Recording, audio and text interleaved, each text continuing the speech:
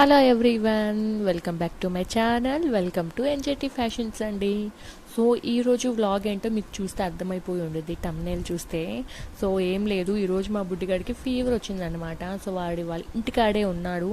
So నేను ఎలా వాడికి క్యూర్ అయ్యింది, సో హాస్పిటల్కి వెళ్ళాల్సిన అవసరం లేకుండా నేను వాడికి ఈరోజు ఎంత ఎలాంటి ఫుడ్ పెట్టుకున్నాను ఏంటి అనేది ఇన్ డీటెయిలింగ్గా మీరు ఈ వీడియోలో చూడొచ్చు. సో హోప్ఫుల్లీ న్యూ మామ్స్ ఎవరైనా ఉన్నా కూడా ఖచ్చితంగా వాళ్ళకి యూజ్ అవుతుంది కాబట్టి. సో ఇంకా మార్నింగ్ అయితే వాడికి ఇడ్లీ పెట్టాను. ఇడ్లీ ఎందుకు పెట్టానంటే, ఇడ్లీ ఏంటంటే తొందరగా డైజెస్ట్ అవుతుంది, ఇట్స్ నాట్ ఆయిలీ ఫుడ్ కాబట్టి. సో పిల్లలు కూడా ఇష్టంగా తింటారు. మా పిల్లలు ఏంటంటే ఇంట్లో ఇడ్లీ అయితేనే తింటారు, బయట ఇడ్లీ అస్సలు తినరు. అందుకని ఇంకా వాళ్ళ కోసం నేను ఇంట్లో ఇడ్లీయే వేసి పెట్టేశాను అనమాట. ఇంకా పిల్లలిద్దరికి కూడా స్నానం చేయించేసి మేము కూడా టిఫిన్ అయితే చేసేసాము. ఇప్పుడు నేను వాళ్ళ కోసం ఒక డిఫరెంట్ ఐటెం చేయబోతున్నాను. సో ఇది ఫీవర్ వచ్చినప్పుడు నాకు అనిపించింది, పెడితే పిల్లలు కూడా బలం కదా అనిపించింది. సో ఇకపై నేను దీన్ని వీక్లీ వన్స్ అయినా చేయడానికి ట్రై చేస్తాను. పిల్లలు కూడా చాలా బలం ఇష్టంగా కూడా తింటారు. ఈ రెసిపీ నేను మీకు ఖచ్చితంగా చూపించాలని అనుకుంటున్నాను. ఇక్కడ నేను ఒక గ్లాస్ మినపప్పుకి 1.5 గ్లాస్ ఏమో తీసుకొని మినపప్పు బియ్యము తీసుకున్నాను. అంటే ఒక గ్లాస్ మినపప్పుకి 1.5 గ్లాస్ రైస్, లేదంటే 2 గ్లాస్ అయినా తీసుకోవచ్చు. సో వాటిని శుభ్రం కడిగేసి నానబెట్టేసుకోవడమే. మిగిలిన నేను ఈవినింగ్ చూపిస్తానన్నమాట. ఇక్కడ నేను ఇంకా బియ్యం కూడా కడిగి పెట్టేసుకున్నాను. సో మా బుడ్డిగాడు ఇప్పుడే ఫ్రెష్ అయ్యాడు, ఇంక వాడికి డ్రాప్స్ కూడా వెయ్యాలి. మోస్ట్లీ నేను పిల్లలకి ఫీవర్ వచ్చినప్పుడు తొందరపడి నేను హాస్పిటల్కి తీసుకువెళ్ళను. ఎందుకంటే పిల్లలు యాక్టివ్గా ఉన్నారా లేదా, ఫీవర్ ఎంతవరకు ఉంది ఏంటి అని చూసుకొని దాన్ని బట్టి హాస్పిటల్కి వెళ్తాను. మోస్ట్లీ నేను ఒక 2 days 1.5 day నేను ఇంట్లోనే ఎవ్రీ 6 hours ఒకసారి పారాసెటమాల్ వేసుకుంటాను. అంటే మనకు ఐడియా ఉంటుంది కదా. సో వేసుకొని వాళ్ళకి తగ్గింది, యాక్టివ్గానే ఉన్నారు, ఫుడ్ కూడా సరిగ్గా తీసుకుంటున్నారు అనుకుంటే నేనే ప్రాబ్లం ఉండదు. వాళ్ళకి అది తగ్గట్లేదు, ఎంత వేసినా కూడా మళ్ళీ రిపీట్ అవుతుంది, నీరసంగా ఉంటున్నారు, సరిగ్గా అన్నం తినట్లేదు అనుకున్నప్పుడే నేను హాస్పిటల్కి తీసుకువెళ్తాను. సో మోస్ట్లీ నేను ఇంట్లోనే ఏదైనా చేయడానికి ట్రై చేస్తానండి. ఇక్కడ నేను మార్నింగ్ నుంచి డ్రాప్స్ వేస్తాను. మార్నింగ్ డ్రాప్స్ వేసిన తర్వాత బాడీ కంప్లీట్గా కూల్ అయిపోయింది, ఇంక మళ్ళీ ఫీవర్ కూడా రాలేదు. 2 days నేను చూశాను, 2 daysలో మళ్ళీ రిపీట్గా రాలేదని చెప్పేసి నేను వదిలేయకుండా కంప్లీట్గా 1.5 day వరకు కూడా నేను ఖచ్చితంగా డ్రాప్స్ ఎవ్రీ 6 hours ఒకసారి వేస్తూనే ఉన్నాను. వేసి అలాగే వాడికి మంచిగా బాడీ కూల్ అవ్వడానికి మంచి ఫుడ్ పెట్టుకుంటూ ఉన్నాను. వాడికి టెంపరేచర్ కూడా తగ్గిపోయింది, మళ్ళీ రిపీటెడ్గా ఫీవర్ రాలేదు. So hopefully now he's very better. స్కూల్కి కూడా వెళ్ళిపోయాడు అనమాట ఈరోజు. ఇంకా ఆ రోజు అయితే మార్నింగ్ నేను వాడికి డ్రాప్స్ ఎర్లీ మార్నింగ్ 6 ఏమో వేసాను. మళ్ళీ 4 hours ఒకసారి వేద్దాం అనేది అనుకున్నాను. ఎందుకంటే మార్నింగ్ బాగా టెంపరేచర్ ఉంది, ఆయన లేదు కదా అని చెప్పేసి ఇప్పుడు వేసాను. ఇప్పుడు నేను 10కి అలా వేసాను కాబట్టి ఈవినింగ్ నేను మళ్ళీ 4కో 6కో అలా వేస్తే ఎవ్రీ 6 hours సరిపోతుంది. ఇంకా వాడికి డ్రాప్స్ అయితే వేసేసి కూర్చోబెట్టేశాను. కమ్మగా టీవీ చూసుకుంటూ ఉన్నాడు. మా బొమ్మగాడు అంటే మా చిన్నోడు కూడా నిద్రపోతున్నాడు. వీడి గోలకి వాడేం పెద్దగా నిద్రపోలేండి. నేను ఇంకా వీడికి కొంచెం పాలు ఇద్దామని అనుకుంటున్నాను. కొంచెం పసుపు వేసి ఇస్తే పసుపు కూడా మంచిది కదా, కొంచెం వేడివేడిగా పాలు తాగినా కూడా మంచిది అని చెప్పేసి నేను ఇక్కడ పాలు కూడా వాడి కోసం ఇస్తూ నా కోసం నేను కాఫీ పెట్టేసుకుంటూ ఉన్నాను అనమాట. ఇంకా మధ్యాహ్నం లంచ్లో కూడా వాడికి నచ్చిన ఐటెం ఏదో ఒకటి చేసి పెట్టాలి అని అయితే ఆలోచిస్తున్నాను. సో పిల్లలకి ఏదైనా బాగలేకపోతే ఒక తల్లికి అసలు నిద్రే పట్టదు. ఏదో ఒక విధంగా వాళ్ళకి హెల్త్ క్యూర్ అయిపోవాలి, మంచిగా తినాలి అనేది అనుకుంటాము. ఇలా బాగలేనప్పుడు ఇంకొంచెం ఎక్కువ కేర్ తీసుకుంటూ ఉంటాం కదా. సో పిల్లలకి జ్వరం వచ్చిందని బాధపడాల్సిన అవసరం లేదు, ఎందుకంటే వాళ్ళు ఎక్కువగా బ్యాక్టీరియాతో జర్మ్స్తో ఎక్కువగా మంచిగా ఫైట్ చేస్తున్నారని అర్థం అనమాట. నేను కూడా చూసి చెప్తున్నాను, తప్పుగా అనుకోకండి తప్పు చెప్తే. సో ఇంకా మా బుడ్డిగాడికి అయితే ఇక్కడ నేను పాలు ఇస్తున్నాను, నా కోసం నేను కాఫీ తాగుతున్నాను అనమాట. కమ్మగా బొమ్మలు పెట్టుకొని చూస్తూ ఉన్నాడు. సో ఫీవర్ అయితే మళ్ళీ వెంటనే తగ్గిపోయింది డ్రాప్స్ వేసిన తర్వాత, ఇంకా మళ్ళీ రిపీటెడ్గా రాలేదు. సో ఇది మేబీ కొత్తగా ఎవరైనా మామ్స్ ఉన్నా కానీ తెలియని వాళ్ళు ఎవరికైనా యూజ్ అవుతుందని చెప్తున్నాను. బికాస్ తొందరపడిపోయి చిన్నదానికి కూడా హాస్పిటల్కి వెళ్ళే వాళ్ళు ఉంటారు, చాలామంది నెగ్లెక్ట్ చేసే వాళ్ళు ఉంటారు. హాస్పిటల్కి తీసుకెళ్ళకపోయినా ఇంటి దగ్గర ఉన్నా కానీ మనం హ్యాపీగా డ్రాప్స్ వేసుకొని ఒక 2 days వరకు మనం మానిటైజ్ చేసుకోవచ్చు, లేదంటేనే హాస్పిటల్కి తీసుకువెళ్ళొచ్చు అనమాట. సో నాకు తెలిసింది అయితే అదే. నేను మా పిల్లలకి మోస్ట్లీ పై తిండి పెట్టకండి, నేను చాలా తక్కువ పెడతాను కాబట్టి వాళ్ళు తినకుండా అయితే ఉండలేరు. సో పిల్లలు సరిగ్గా తినకపోవడానికి రీజన్ అవుతుందంటే ఈ బయట చిప్స్ ప్యాకెట్లు, బ్రెడ్ అవి ఇవి తినటం వల్ల వాళ్ళకి ఆకలేక మందం చేయటం ఇలాంటివన్నీ జరుగుతూ ఉంటాయి. సో మోస్ట్లీ మీరు బయట ఫుడ్ పెట్టడం దయచేసి కొంచెం తగ్గించండి. సో నేను ఎక్స్పీరియన్స్ చేసి చెప్తున్నాను. సో నా పిల్లలకి నేను మోస్ట్లీ కూడా 90% తగ్గించే పెడతాను.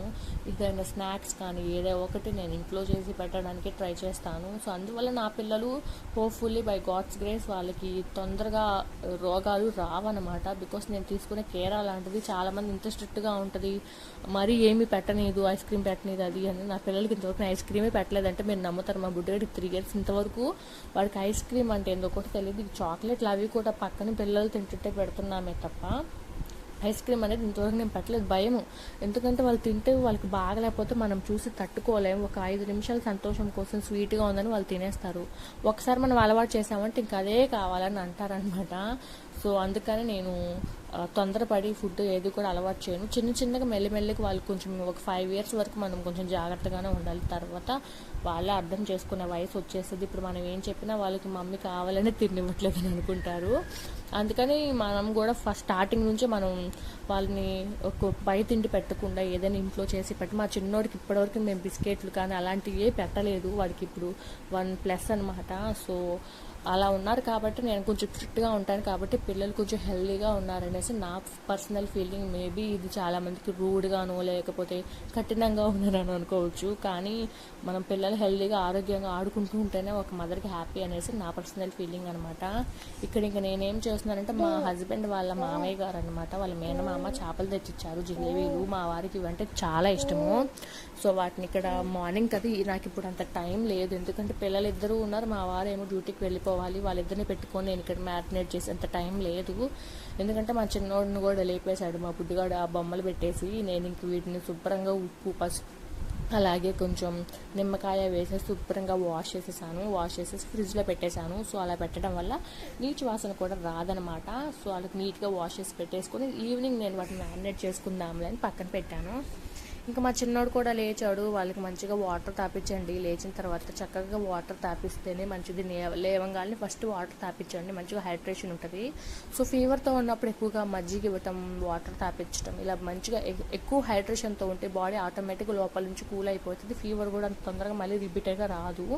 సో మంచిగా తింటున్నారా లేదా, సో కర్డ్ రైస్ లేకపోతే మజ్జిగన్నం ఇలాంటివి పెట్టడానికి ట్రై చేయండి. ఇంక మా బుడ్డిగాడు ఇక్కడ పాలు కూడా తాగేశాడు. ఇంకా పిల్లలిద్దరూ చక్కగా ఆడుకుంటూ ఉన్నారనమాట. నేను రైస్ కూడా పొయ్యి మీద పెట్టేశాను.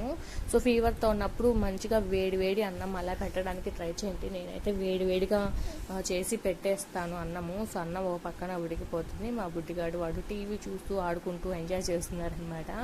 ఇంకా పాలు ఉన్నాయి, పాలు పొద్దున పోయించుకుంటే అవి మరగబెట్టేసి తోడేసేస్తూ ఉన్నాను.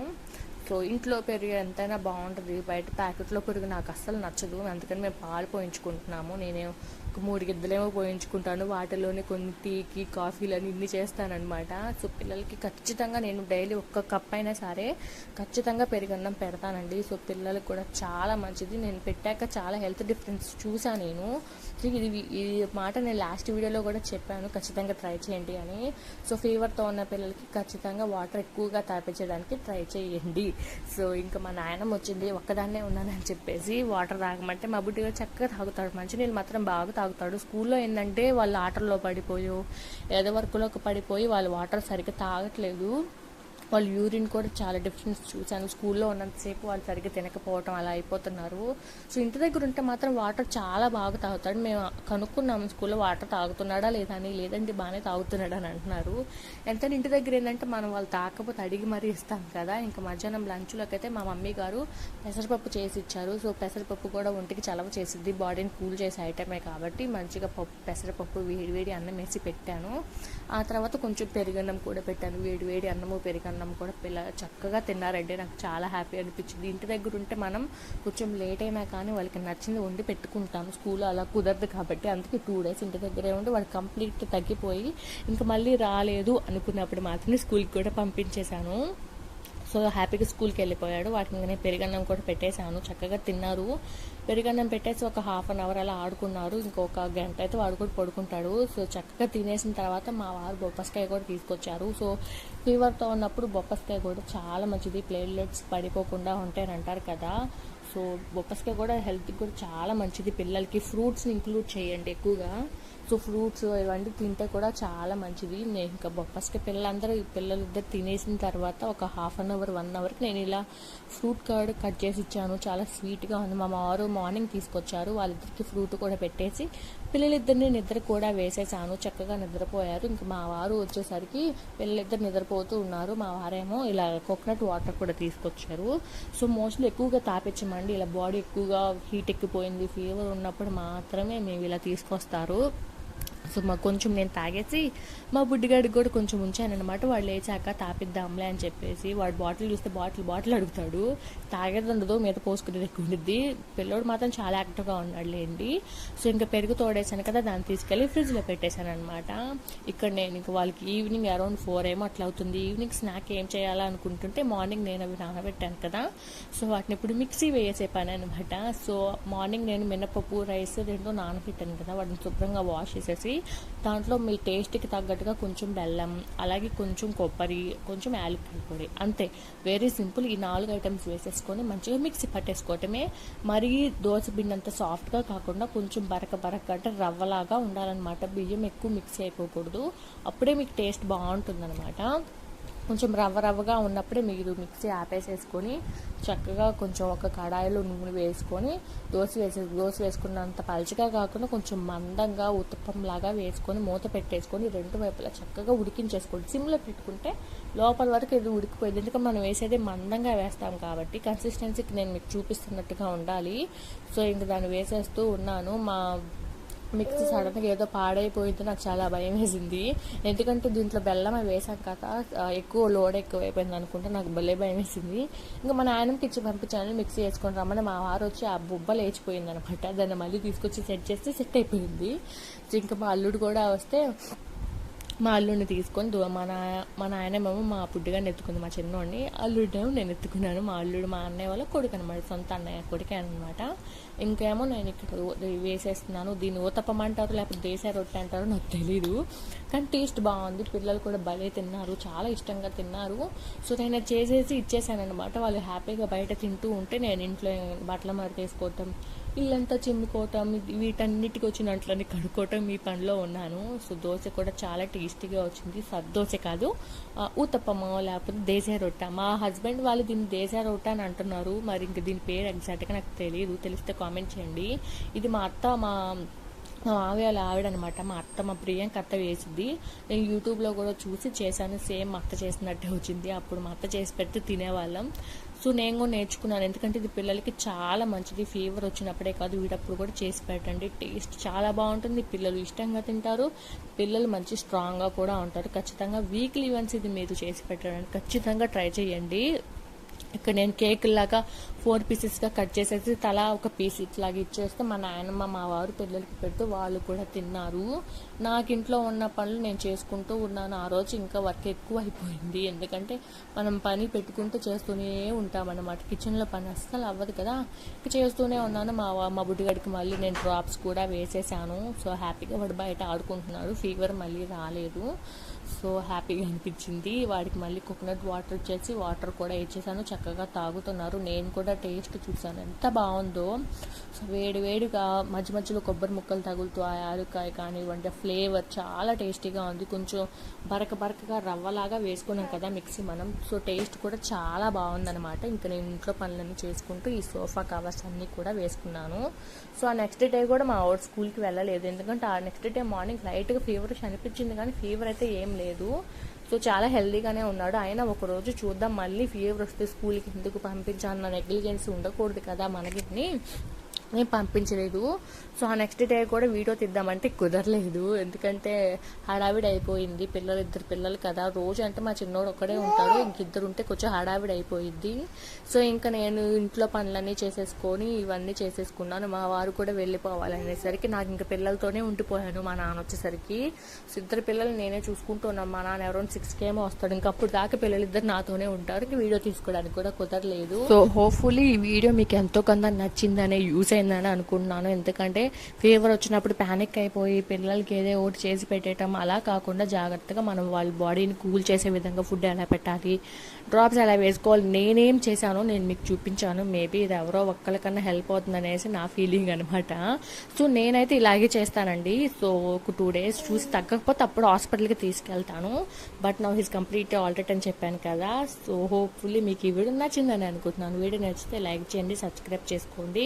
ఇంకా ఎలాంటి వీడియోలు కావాలో కింద కామెంట్ చేయండి. నా వీడియోస్ మీకు నచ్చుతున్నాయో లేదో కూడా కింద ఖచ్చితంగా కామెంట్ చేసి నాకు చెప్పండి. సో మరొక మంచి వీడియోతో నేను మీ ముందుకు నెక్స్ట్ వీడియోకి వస్తాను. Thank you so much for watching అండి. Bye bye.